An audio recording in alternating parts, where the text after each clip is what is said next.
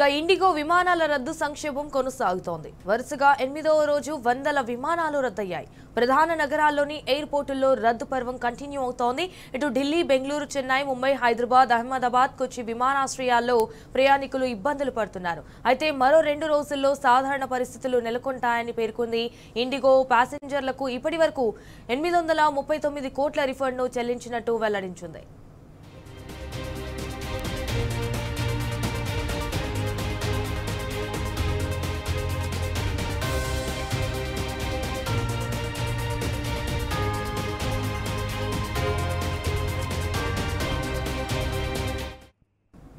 At the same time, IndiGo సంక్షోభంపై DGCA జారీ చేసిన షోకాజ్ నోటీసులకు సమాధానం ఇచ్చారు. సంస్థ CEO Peter Elbers, CEO Isidro Porquera ఈ గందరగోళానికి ఖచ్చితమైన కారణాలను గుర్తించేందుకు మరికొంత సమయం కావాలని కూడా కోరారు.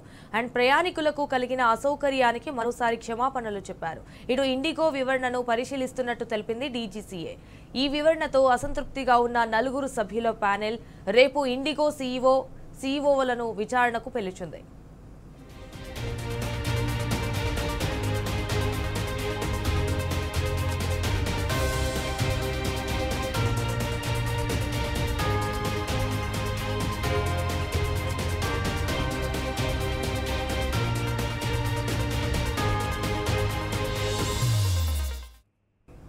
సో ఇదిలా ఉంటే ఇండిగో సమస్యలపై కీలక వ్యాఖ్యలు చేశారు కేంద్ర మంత్రి రామ్మోహన్ నాయుడు.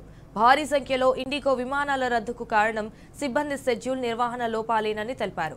ఆటోమేటిక్ సిస్టమ్ మార్పులతో సర్వీసుల రద్దుకు సంబంధం లేదని కూడా స్పష్టం చేశారు. ఈ రంగంలో కొత్త విమానయాన సంస్థలకు స్వాగతం పలకనున్నట్టు చెప్పారు. భద్రత విషయంలో రాజీ పడేది లేదని కూడా హెచ్చరించారు. అండ్ ఇండిగో వ్యవహారంపై లోతుగా దర్యాప్తు చేస్తామని కూడా తెలిపారు. బాధ్యులపై కఠిన చర్యలు తీసుకుంటామని స్పష్టం చేశారు.